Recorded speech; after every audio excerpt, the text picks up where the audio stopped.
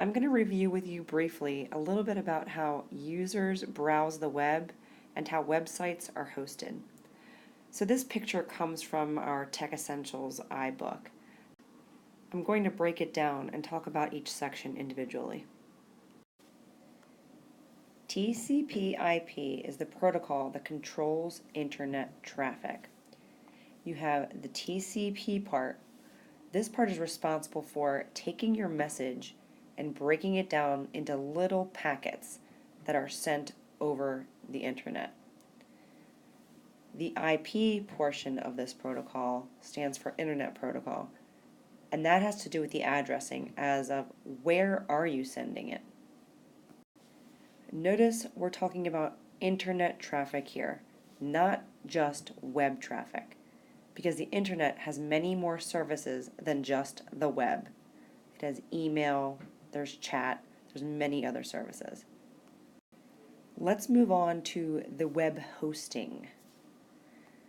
So when someone creates a website, their pages are hosted on web servers, and these pages are usually created with some sort of programming language like HTML or ASP or CSS.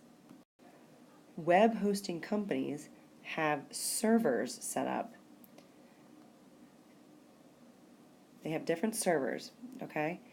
Each server has its own IP address, and this is where they store all of those web pages.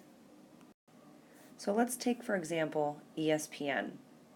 If I'm ESPN and I have a company create a bunch of web pages for me, I need them hosted. So I'm going to have to call a web hosting company, somebody like GoDaddy, okay? GoDaddy will take my web pages and put them on their web server. The web server IP address for my website, for the ESPN website, happens to be 68.71.212.158. Every web server has its own IP address. Remember, all computers have unique IP addresses on networks. If I'm ESPN, I certainly don't expect all of my users to remember this IP address so that every time they want to go to my website, they would have to type that in. Of course not. I want them to remember espn.go.com. That would be called a domain name. So domain name is established so that users can type in the name that is much easier to remember. But behind the scenes, when I type in espn.go.com, it really knows that it wants to go to 68.71.212.158.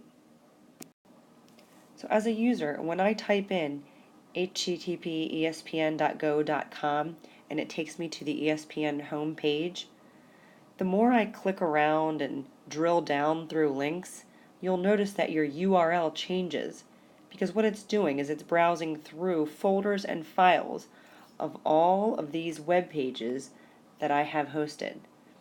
Yeah, this is called the URL. So now that I know that my website is hosted properly, what do the users need in order to be able to access my website? Alright, here are my users. So let's say I'm at home. In order for me to be able to connect to the internet, I'm going to need an internet service provider, something similar to Verizon or Comcast or DirecTV. The ISP will run a line to your home, underground most likely. It'll come into your wall looking like a regular TV cable. You will then have a router. Usually most people have wireless routers these days, and it will connect to your computer, which allows you to have access to the internet. But now that you have access to the internet, you still want to browse the web. So in order to browse the web, you need an actual web browser. Examples of web browsers would be Google Chrome, Safari, Mozilla Firefox. That's just to name a couple.